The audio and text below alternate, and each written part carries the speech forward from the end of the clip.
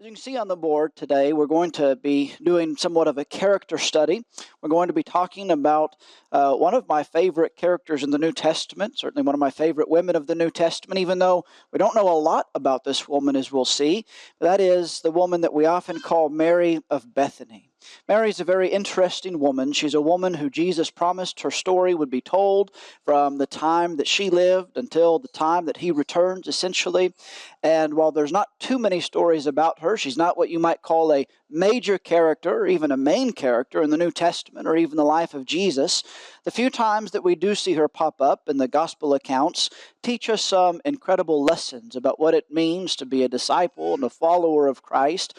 And so I hope that as we study her simple and sweet story this morning, that we have some things that we can learn and apply in our own lives. Now, we call her frequently, or you might hear her referred to frequently as Mary of Bethany, and that is just a kind of a term that helps us identify. Of course, there are several Marys in the New Testament. We have Mary, the mother of Jesus. We have Mary Magdalene, and we have the woman that we're speaking of this morning, Mary of Bethany, and there's actually another one or two Marys that are at least listed or mentioned, so it can get kind of confusing who you're speaking of in the New Testament when you talk about Mary, but we're talking this morning about Mary of Bethany. And there's only a couple of things that we know about her as far as her setting, her background, and those types of things. First of all, of course, we do know that she's from Bethany. In John 11, verse 1, he tells us that Bethany was where she lived. That was her hometown. That's why she gets this moniker of Mary of Bethany. And the only other thing that we really know about her is that she was the sister of Lazarus and Martha. She is found with stories of Lazarus and Martha in a couple of places. John tells us specifically that she was Martha and Lazarus' sister. Now, we know nothing of their parents. Their parents, we don't hear about them in the Gospels. We don't know if any of them are married. There are some that have supposed that Martha or Mary one might have been married to the man known as Simon the leper. That's the house at which Mary performs her anointing of Jesus. That's a speculation that some have, but we're not told that for sure. And so we don't know if Mary and Martha were married or widowed or had never been married. We don't know if Lazarus was married. We really know very little about this family. We also don't. Now, some speculate that they were wealthy, that they might have been rich. They hosted Jesus in their homes at times. In Luke chapter 10 that we'll look at, we're told that Jesus and his disciples were in the house of Martha. And so maybe that indicates that she was wealthy or the family was wealthy and that they could host people. Of course, in the scene where Mary anoints Jesus, we're told that she has an alabaster box or an alabaster cask with very costly ointment. In fact, Judas and the disciples say that it could have been sold for 300 denarii. That's basically 300 days' wages. That's almost an entire year's work that she possessed of this perfume, of this ointment. And so some have said, well, she must have been wealthy to have that. And so that's possible, but those things are a bit more speculation. Really, all we know about this woman is where she lived and who her brother and sister were. And yet, with that being all we know, we see three scenes in the New Testament of this woman that are all very, very impressive. The places that we read about her are one of the very famous stories that we know about her, the story of Mary and Martha. In Luke chapter 10, we're going to read this one in a moment. In fact, we're going to read all of these stories. This is chronologically the first time that we meet Mary and Martha in their stories in the life of Jesus.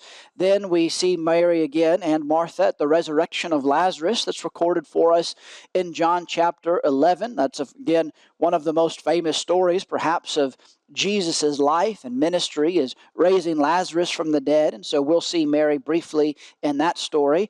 And then right after that, John tells us about her anointing of Jesus' feet, and that story is also recorded in Matthew and Mark.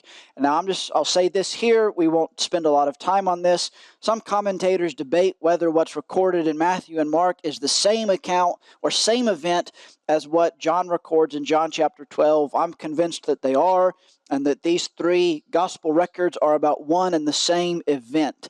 Even though there are a few differences in the stories, those just fill in a complete picture because there's far too many similarities of those stories, really, for them to be two different events, I think. And so Matthew, Mark, and John all record that event. And now, with that being the case, one of the things that's interesting is that even though Mary is not told about a lot, she's not, someone like John or Peter or the other apostles, and yet we find her in some form or fashion in every one of the gospel records. In Matthew, Mark, Luke, and John, all of them have at least something about this woman. And so this morning what we're going to do, we're going to read through these three events, these three accounts, and see some of the lessons, the examples that Mary provides for us and what we can learn to be like this woman as we seek to follow Jesus. So let's go first to Luke chapter 10. We'll read verses 38 through 42. It says, "Now as they went on their way, Jesus entered a village, and a woman named Martha welcomed him into her house. And she had a sister called Mary, who sat at the Lord's feet and listened to his teaching. But Martha was distracted with much serving. And she went up to him and said, 'Lord, do you not care that my sister has left me to serve alone? Tell her then to help me.' But the Lord answered her, 'Martha, Martha, you are anxious and troubled about many things, but one thing is necessary. Mary has chosen the good portion, which will not be taken away from her.'" This is the first time that we meet again chronologically Mary and Martha in the story of the life of Jesus. We know not when they met the Lord or how they met the Lord. Of course, they live in Bethany, as we learn in John chapter 11, which is not very far from Jerusalem. In fact, it's a very short walk during the last week of Jesus' life when Jesus is attending Jerusalem right before the Passover, right before the crucifixion. He's actually staying in Bethany, and he's going back and forth between Bethany and Jerusalem each day. So it's a very short walk from this little town of Bethany to the big city of Jerusalem. And so perhaps while Jesus was during Jesus' ministry, maybe one of the early times he was in Jerusalem, or maybe later on during his ministry, perhaps they met sometime while he was there in Jerusalem or in the Judean countryside. But wherever they met him, these people became disciples of Jesus. And they didn't just become disciples of Jesus. As we're going to see in the story of Lazarus, they became friends of Jesus. Lazarus was said to be the Lord's friend. John tells us that Jesus loved Martha and Mary and Lazarus. And so these aren't just some distant followers that have liked some of the things Jesus said and that have enjoyed seeing some of his miracles. Mary and Martha and Lazarus were close to Jesus. They were friends. And maybe they developed that friendship because Martha and Mary and Lazarus welcomed Jesus into their home. We can speculate all day about how that friendship grew and where that all happened. We don't know for sure, but we do see a hospitality by these sisters, and Martha in particular. Even though Martha gets distracted, as we see in this story, it is noted specifically that it was Martha who welcomed Jesus into her house. And I don't think we should overlook that. I think that when we're going to see what Mary's doing in the house, which is very important and really the crux of what we're going to look at in this account, part of the reason she's able to do that is because Martha has welcomed Jesus into the home. She's shown hospitality, she's showing a care for others, she's showing a serving attitude that wants to take care of the needs of others and make a welcoming environment. And that is a wonderful thing that Martha is doing. And so she has Jesus come into the home with his disciples. That could include at least probably the 12. And so there's quite a group of men that have come into their home that she's trying to make comfortable, that she's trying to feed. And as Jesus is there, I just kind of assume this is what probably happened most times when Jesus came into somebody's home and was staying there. As some of the women may have been fixing the meal and taking care of things, Jesus sits down and he begins to talk. And he's talking with his disciples, and he's discussing with them. I don't know that it was just a sermon that Jesus was giving, but in the typical Jewish fashion, it was probably a discussion. That's how Jewish teachers and rabbis frequently taught, was discussions with their disciples. But imagine how incredible that must have been to be in this house, to be maybe a disciple or maybe one of the people in the house, and you get to just be in the living room, so to speak, and there's Jesus, and he's teaching. I had the great privilege of growing up in a preacher's house, and you don't have to be in a preacher's house to do this, but typically we hosted the preacher. When we would have preachers for gospel meetings, Dad and Mom would kick me out of my bed and give that room to the preacher, and I had to sleep on a pallet somewhere. But the preacher was in our house, and I can say I loved that. I was a kid. You can sleep about anywhere. I don't like getting kicked out of my bed now. But as a kid, I really did enjoy having the preacher in our home. And we'd go to church and all that. But when we'd come home or during the day, getting to sit and listen to the preacher talk with dad or dad and mom, to hear their stories, to hear them teach. In fact, I can say one of the earliest recollections I have of wanting to preach when I was a kid was listening to men like Jerry Dickinson, who we have in a meeting, Lord willing, later this year, and Carl Johnson and others that would talk and discuss, not in some formal, high and mighty way, but just talk with us. And it was such a blessing. And by the way, I'll just give that as kind of a nudge to the congregation. I hope that we get to keep the preacher in our home some, now that we're in our house. But I also don't want to hog that. And I would encourage any family here that would be interested in hosting the preacher. That's not always the easy thing. I know it's a scary thing. But when you get to sit with someone who has devoted their life to the gospel, especially an older man that has been doing it for some time, there are some great blessings. It's for you, for your family. But as wonderful as those things are, I can't imagine what it must have been like to have Jesus in your home. And he's teaching and he's talking. Maybe he's telling stories. But something happens in this scene at Martha's house. Martha's got all this influx of people. If it's like any normal day, there's probably others that know Jesus is there, and they're trying to crowd in also. And so she's got all these guests, and she's worried about being a good host. She's a good woman, and she wants her guests to be comfortable and fed and taken care of. But that's busy, and that's hard work. Sometimes we men overlook how busy our wives and the ladies may be as they try and humbly serve and make hospitality a good thing. But Martha is so busy with this that she gets distracted. She's not focusing on the fact that the Lord is there. She's focusing on these earthly things. And they're good things, but they're earthly things. And as she's getting distracted and flustered, she notices that her sister Mary's not helping out. Her sister Mary is just in the other room sitting with all the other disciples, listening to Jesus. I'm sure all of us can commiserate with Martha, especially if we have a sibling. Perhaps perhaps we've been in a group project and we feel like we're doing all the work and our brother or our sister isn't helping out the way that they're supposed to. That's frustrating. That's discouraging. And so Martha begins to get upset. And she even at some point inserts herself and takes Jesus to the side, it would seem. And she says, Lord, do you not care that Mary's not helping me? I'm here busy. I'm doing all of this stuff, but I'm doing it alone. Tell Mary to come help me. But Jesus simply says to Martha, he says, Martha, Martha, you are anxious and troubled about many things. But one thing is necessary, and Mary has chosen the good portion. He says, and I'm not going to take that away from her. Now with that, what do we see about Mary? Martha's the one that's kind of the focus. Martha's the one that speaks. But there's a wonderful example from Mary in this story. First of all, just the simple fact, this is very simple. This isn't anything profound. But she listened to Jesus. She wanted to sit and learn from Jesus. Now, Martha was doing something good. And she was busy doing that. And there are a lot of times that we may be doing things that are okay, that are acceptable. They may even be to some degree good, and we get busy with those things. And we miss out on something better. Now, I don't know what Martha did after this, but I can't imagine that she did anything other than stop what she was doing and sat down beside her sister and listen to Jesus.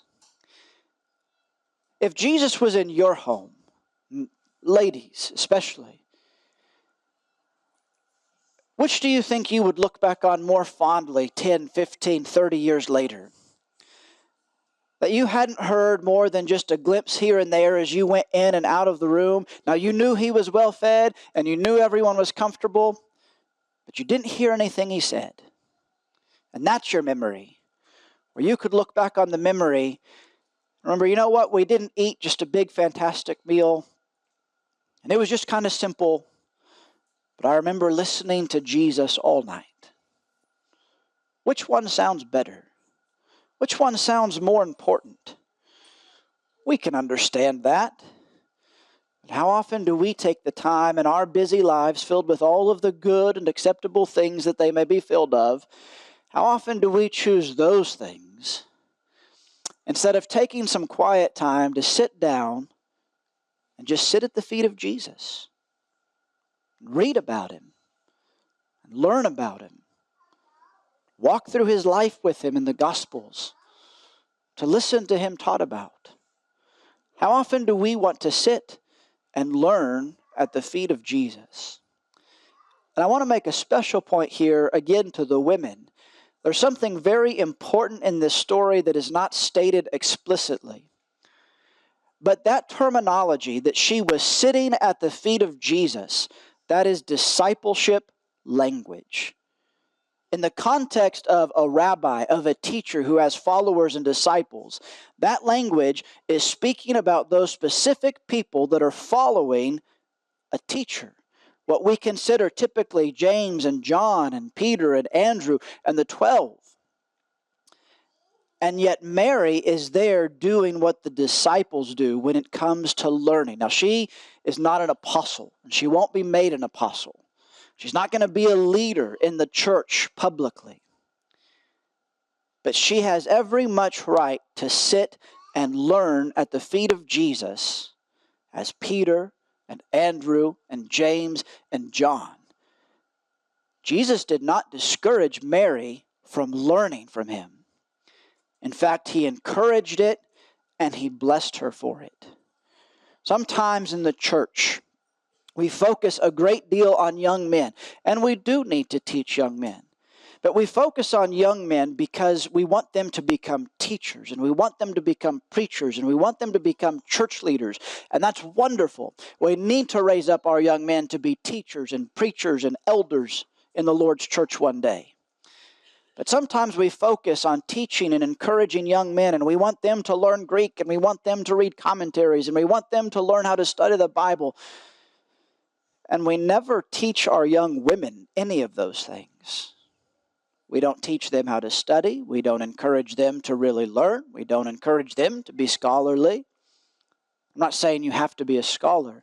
My point is this. It's just as important if you are a lady in the Lord's church to study your Bible, to read your Bible, to know how to do those things, and to learn from Jesus as the master, as it is for any man in this congregation or in the church.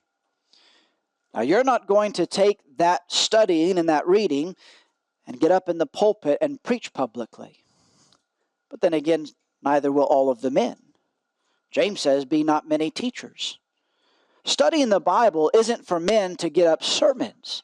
Studying the Bible is to learn from Jesus how to be like Him.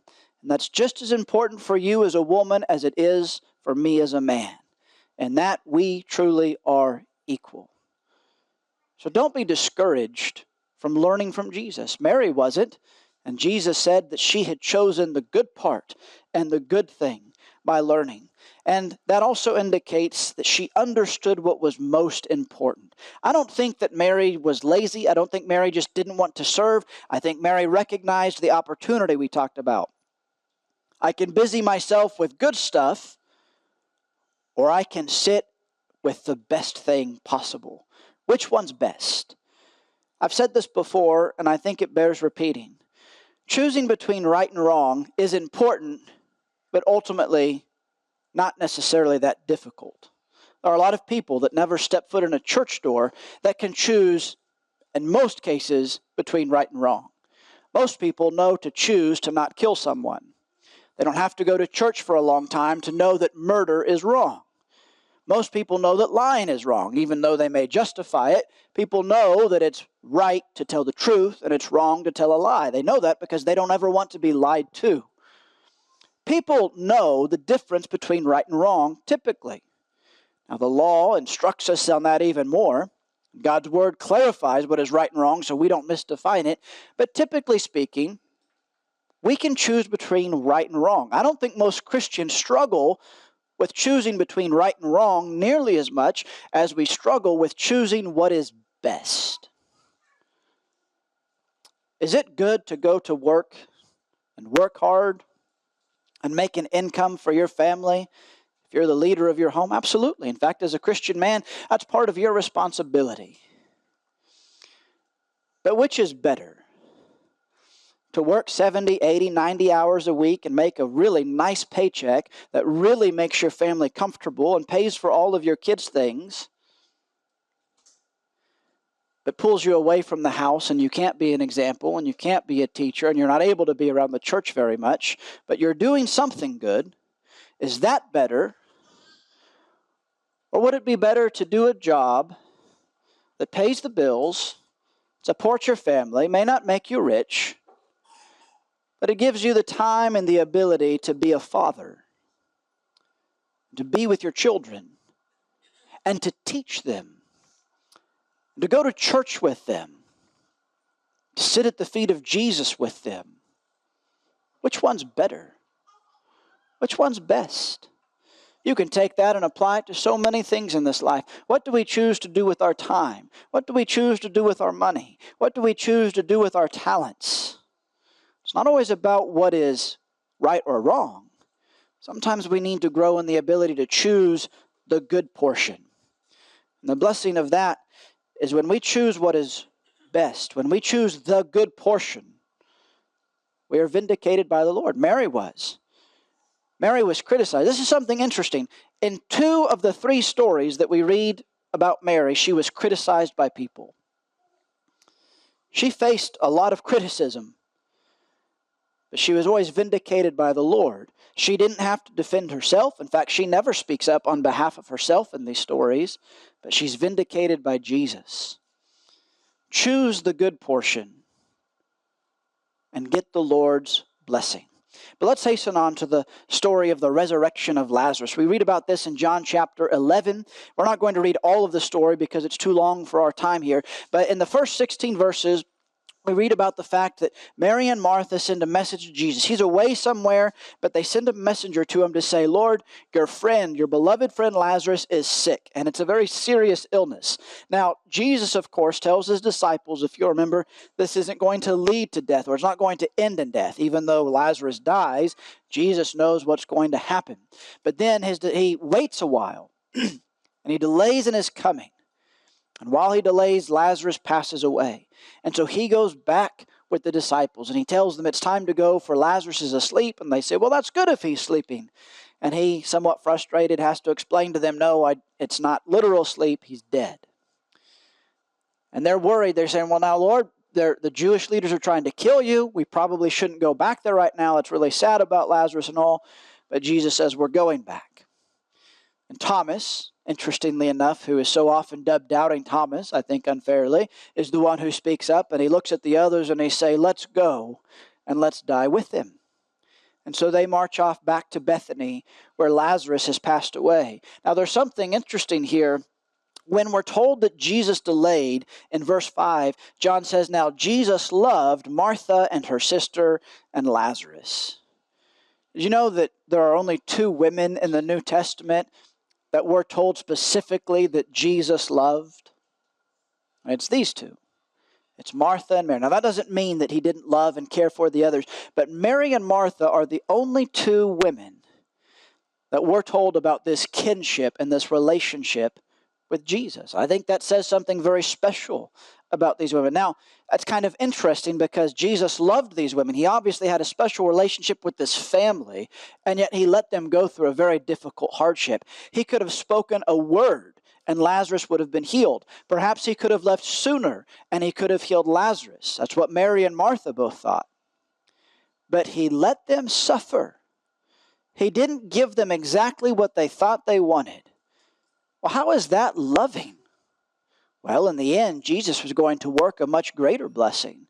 He was not just going to heal their brother, he was going to show them and all of his disciples, from that point all the way forward, so we can learn from it too, that Jesus isn't just here to fix things temporarily. Jesus' mission is to bring back life.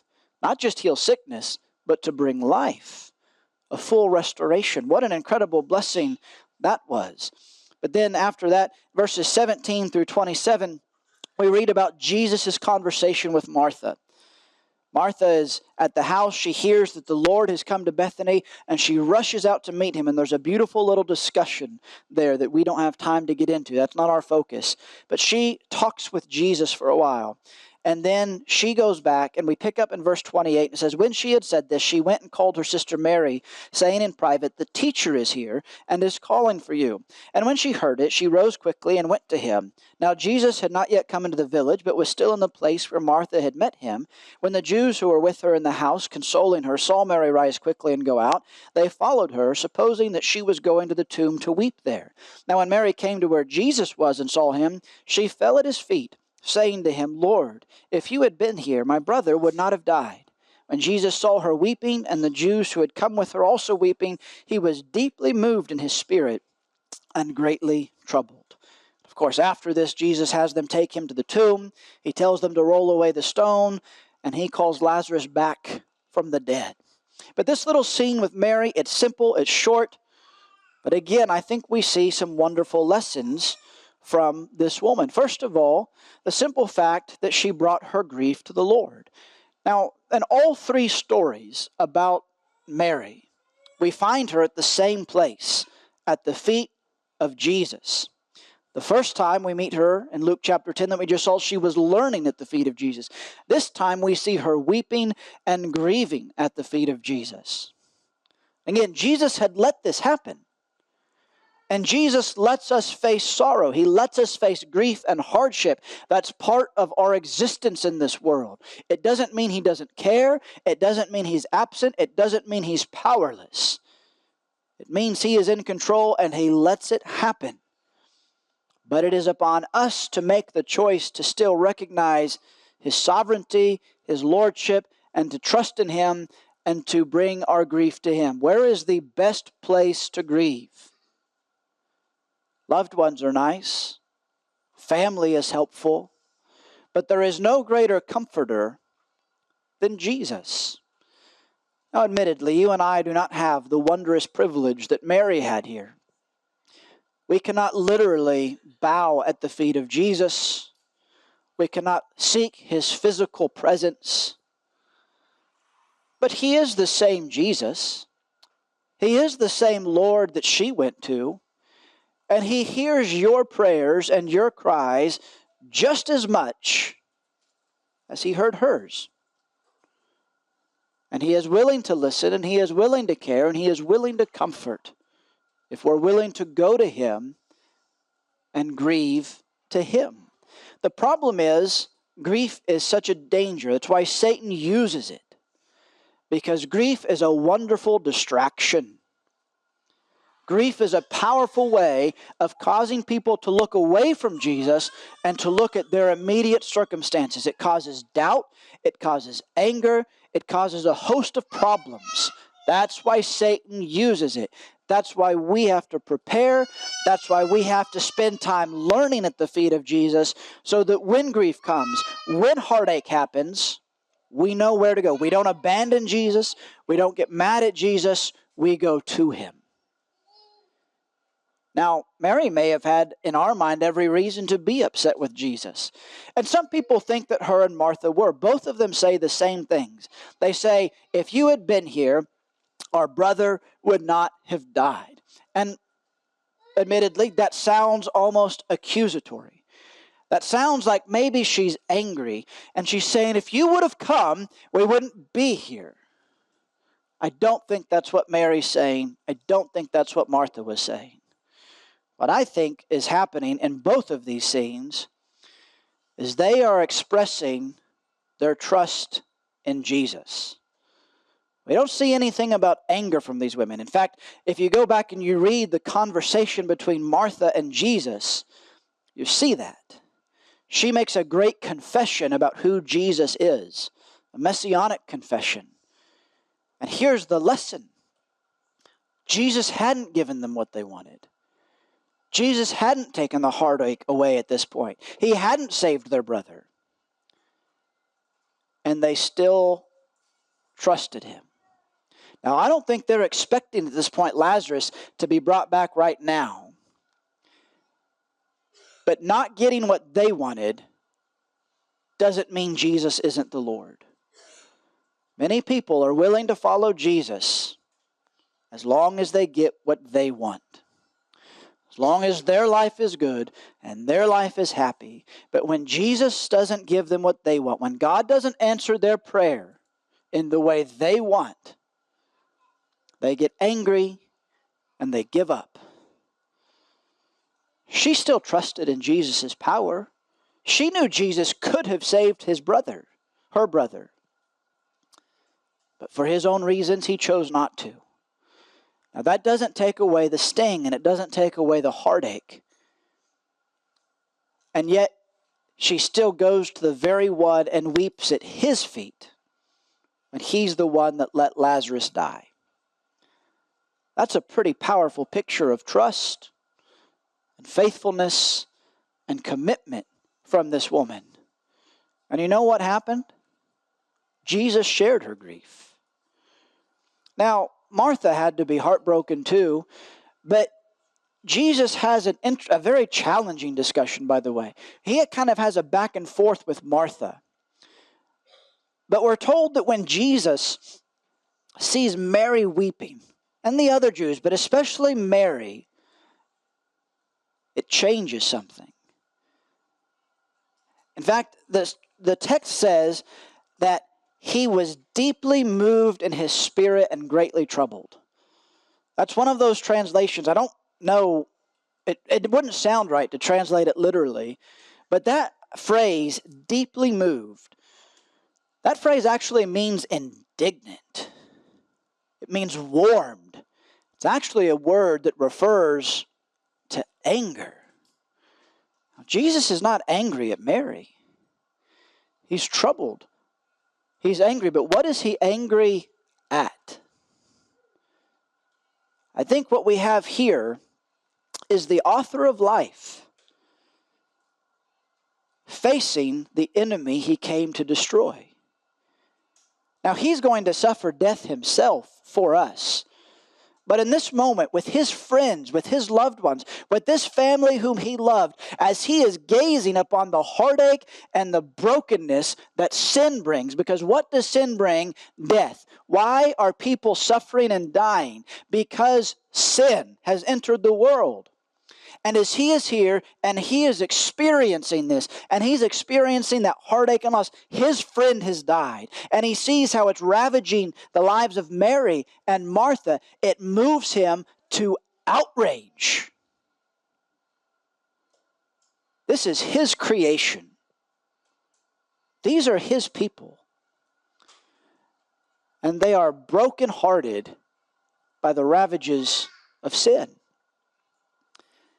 And he shares their grief. He shares their anger. He shares with them. What a wonderful thing to know that Jesus cares that deeply about our hurt and our sorrow and our loss. Now, if we've ever lost someone, especially tragically, we've probably felt a degree of anger. And we may think that that's not appropriate. I think that's absolutely appropriate if we direct the anger in the right way. We don't get angry at God. So who are we angry at? We might be angry at ourselves for our part in the play. We're angry at sin. We're angry at the enemy. In fact, that time when we feel that anger of loss, that may be the closest that we can come as human beings to the wrath of God of righteous indignation. When we suffer loss, that's what sin does. It separates, and that angers God. And as Mary is weeping, and as Martha is weeping, it just reinstills his anger at what sin has done. He's sorry, he's grieving. We're told later that he weeps with them, but he shares in their grief. We may not get to see this. We won't physically get to see Jesus weep like Mary did. We won't get to see him work some powerful miracle, But what a blessing to know, at least some comfort to know, that when we are suffering the hardships of life, Jesus knows, Jesus understands, He's experienced them Himself, and He is with us, and He shares in that, and He cares for us. And He has done all that He can and all that He needs to help us. Now in this situation, He raised Lazarus from the dead. But that anger at sin, that sorrow over the loss that sin has brought, that didn't just cause Jesus to raise Lazarus from the dead. That's the very motivation that is pushing Jesus forward to Jerusalem to die on a cross Himself, to overcome that enemy, to defeat death, to defeat Satan, to crush the head of the serpent, so that He can resurrect and bring life. What a wonderful thing when we truly look to Jesus. And Mary helps us see that in this story. But lastly, let's go to the final story. We're going to read Mark's account, and these words in red here, what I've done, instead of reading two accounts, I've inserted some of the details from John. So what you see in red, those are actually from John's gospel, but the vast majority here is Mark. And it says, while He was at Bethany in the house of Simon the leper, as He was reclining at table, a woman, that's Mary according to John, came with an alabaster flask of ointment of pure nard, very costly, and she broke the flask and poured it over His head. And John tells us, and she anointed the feet of Jesus and wiped His feet with her hair. The house was filled with the fragrance of the perfume. There were some who said to themselves indignantly, why was the ointment wasted like that? For this ointment could have been sold for more than 300 denarii and given to the poor. And they scolded her. But Jesus said, leave her alone. Why do you trouble her? She has done a beautiful thing to me. For you always have the poor with you, and whenever you want, you can do good for them. But you will not always have me. She has done what she could. She has anointed my body beforehand for burial. And truly I say to you, wherever the gospel is proclaimed in the whole world, what she has done will be told in memory of her. This is an incredible and a powerful story. This is the last week of Jesus' life.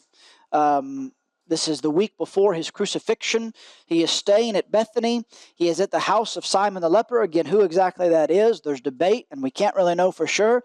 But Lazarus is there, according to John, and Mary and Martha are there. In fact, I think it's John tells us that Martha was serving, like Martha seemed prone to do. And here's Mary doing something out of the ordinary again. Something, again, that's going to bring criticism from others, but something that's going to receive a blessing from the Lord. While they are reclining at table, Mary comes and she has this alabaster box, or kind of a container of some type. And this alabaster is a very precious mineral in and of itself, but it contains this perfume, this fragrant perfume that was very costly, as I've already mentioned, almost a year's worth of wages for this one alabaster flask of ointment. Now, Matthew and Mark tell us that she anoints His head. John tells us that she anoints His feet. That's not a contradiction. She anoints the entire body of Jesus. She anoints Him from head to feet. And then, as John tells us, she takes her hair, which means she had to let her hair down, which would have been in some ways scandalous but humiliating in that culture for a woman to let her hair down in front of anybody other than her husband. But she lets her hair down and she wipes His feet. Now, that was a humiliating posture. That's the posture of a servant. That's the posture of someone very lowly in mind, to be using her hair to wipe a person's feet. And we may wonder, why is she doing this? That's one of the strangest questions about this story. Why is she doing this? But we have an answer. Jesus says she's doing this for my burial. Now, some people think that she didn't know that. I disagree with that. I think she knew exactly what she was doing. Why was she anointing Jesus for burial, though? Well, because she had listened. Jesus had not been silent to those who followed Him about what was coming.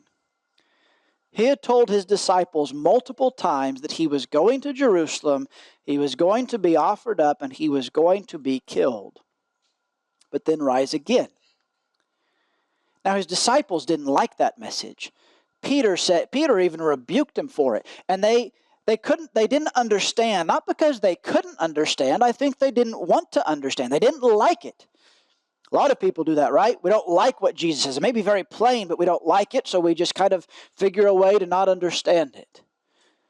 But here, simple Mary, who says so little, she had listened, and she knew the time was coming close based on what Jesus said, that he's about to give his life. And perhaps she realizes this is the last opportunity. She may not get the opportunity to give him this great gift afterwards. And so she anoints him for burial beforehand. This is an act of service.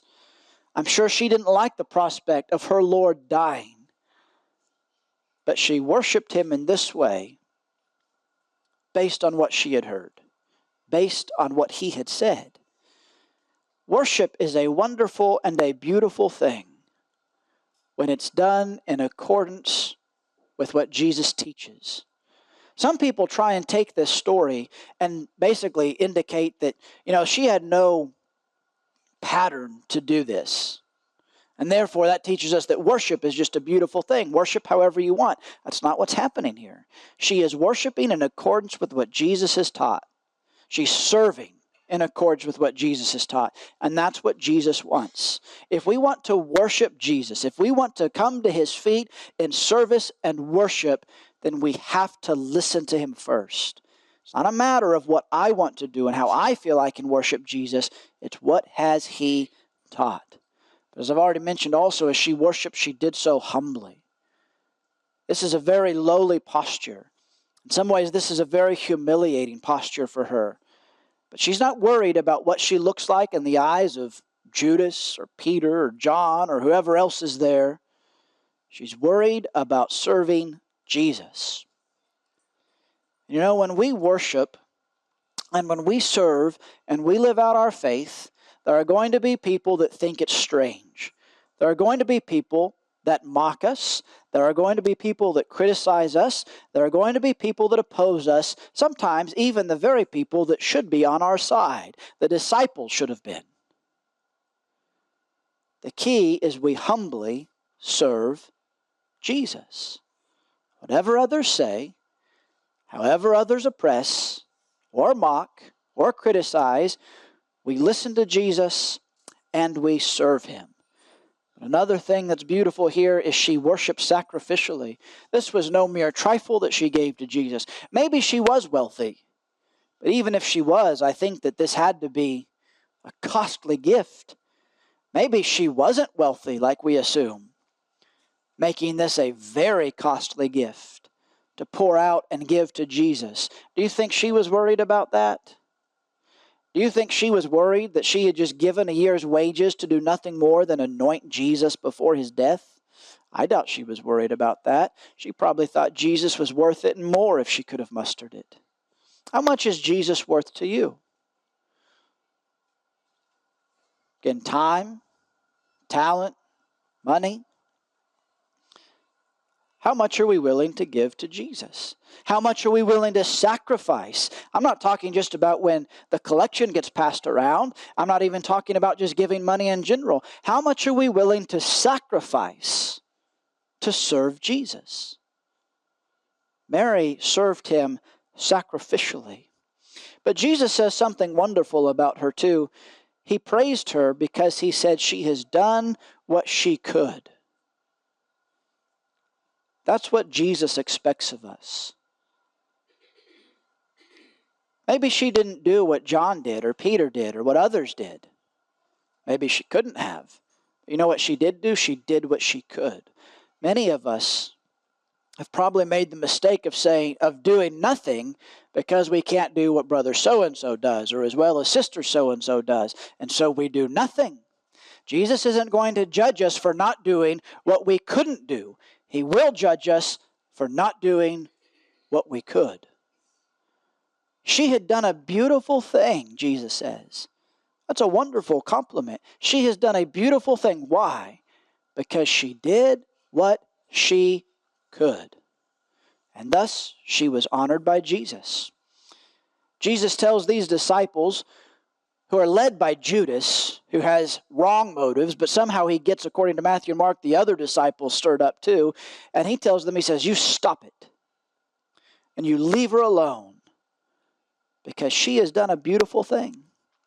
he again vindicates Mary. Now again, in both stories that Mary is criticized, she says nothing. The only words we have from Mary in the Bible is that confession that she made to Jesus: if you had been here, my brother would not have died. Of this woman that the entire world knows about that's ever heard the gospel, that's the only sentence that we know of her.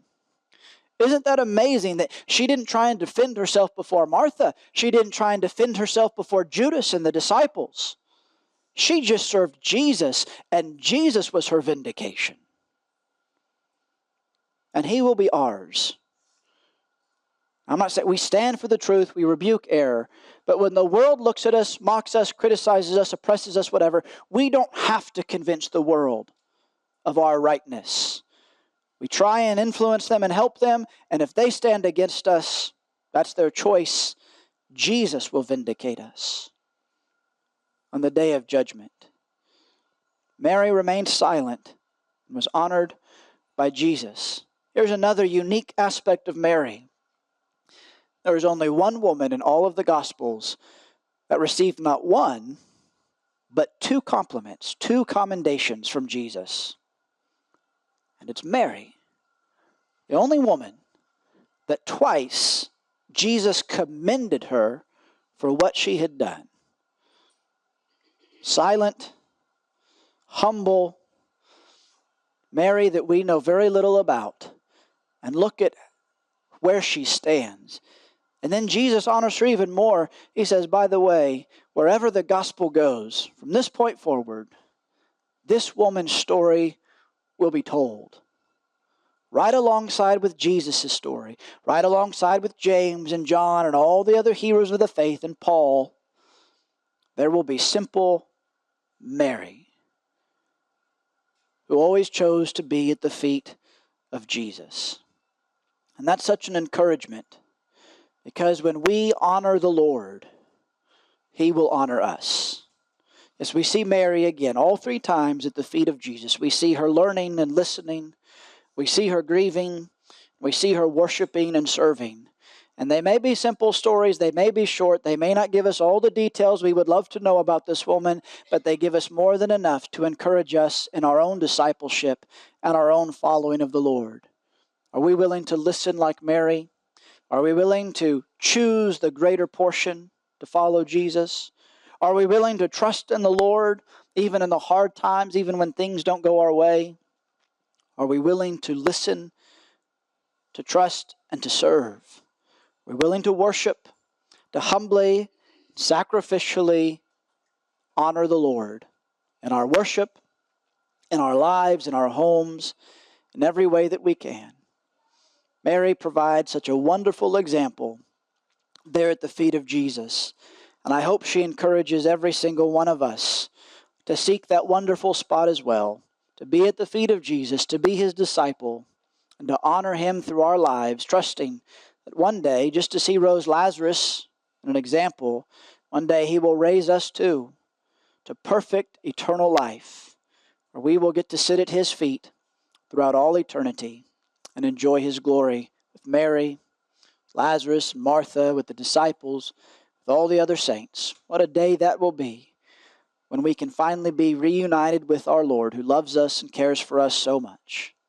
I hope that study has encouraged you in some way, and I hope it encourages all of us to be more like this wonderful woman whose story will continue to go forth until Jesus comes again.